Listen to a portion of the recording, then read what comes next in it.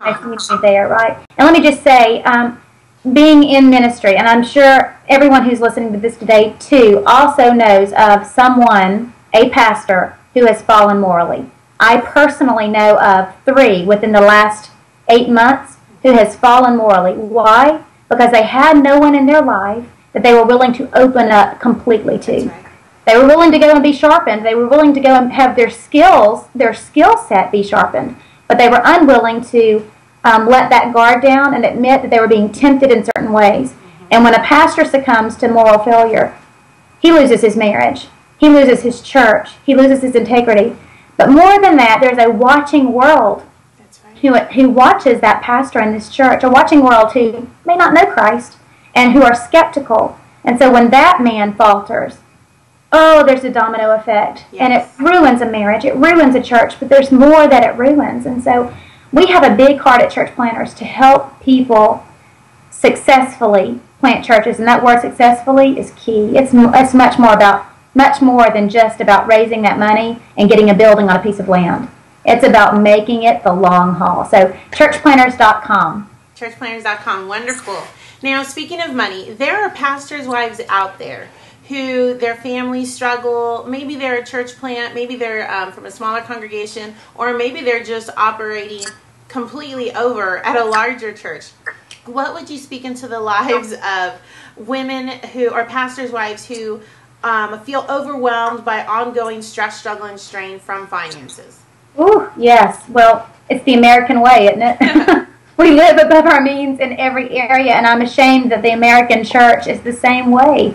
We are. So let me just address that question on 2 different levels. One professionally as pastors in ministry, and one personally. Professionally, at least as church planters, we oftentimes cannot hire out everything we need done at our churches. Mm-hmm. We don't have the finances to staff our churches the way that we would want to, where every I can be dotted and every T can be crossed. And so many times we bear the stress and strain of finances because we can't staff our churches the way we want to. So where does the work fall? On your staff that is there, on you and your husband and what little staff you may have.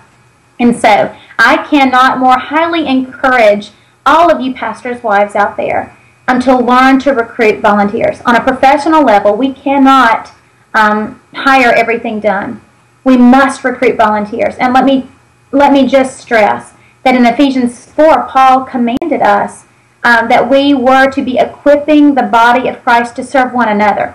That as planters, as church people, as pastors, as ministry leaders, it is not our job to do everything in the church. It's not our job to plug every hole and to fill every need. It is our job as pastors and teachers and deacons and leaders in ministry to equip the body to serve one another. So financially speaking, on a professional level, we must learn what it is to delegate. We must learn what it is to recruit volunteers.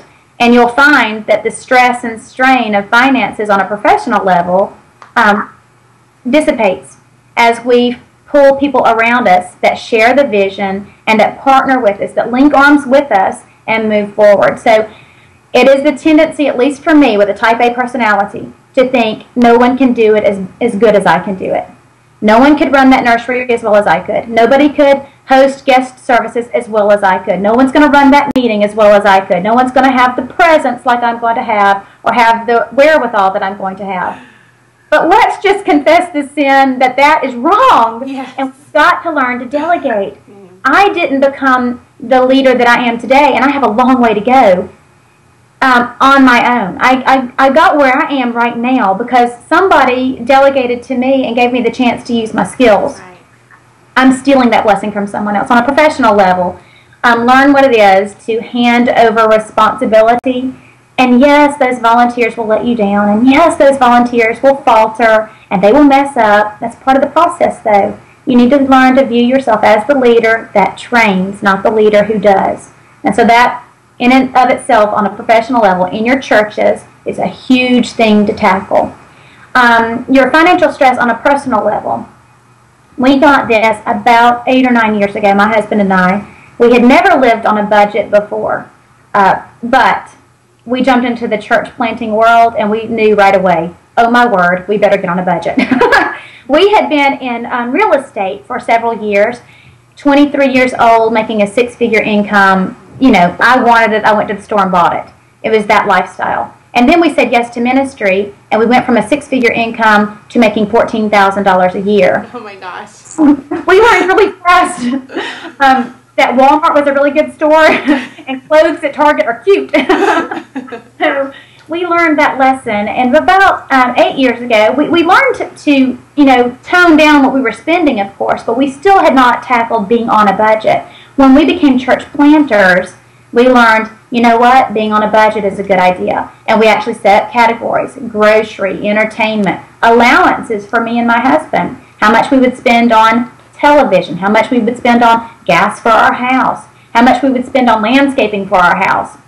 All of those figures. I even have a category for home, and that's my little category to go out and buy a lamp for my house or a new rug, whatever I want for my house.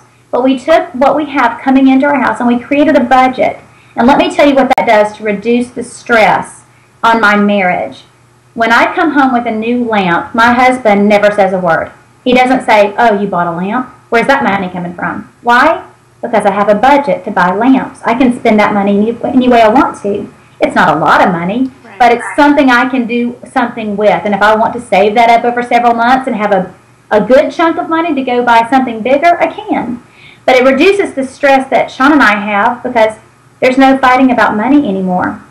We have enough stress on us in ministry with the burden of worrying about the eternal destination of people, what it is to manage a staff, what it is to deal with conflict in our churches, and then to come home and be in a battle with your husband over the fact that you bought a lamp, or be in a battle with your husband over that there's more month than there is money at the end of the month.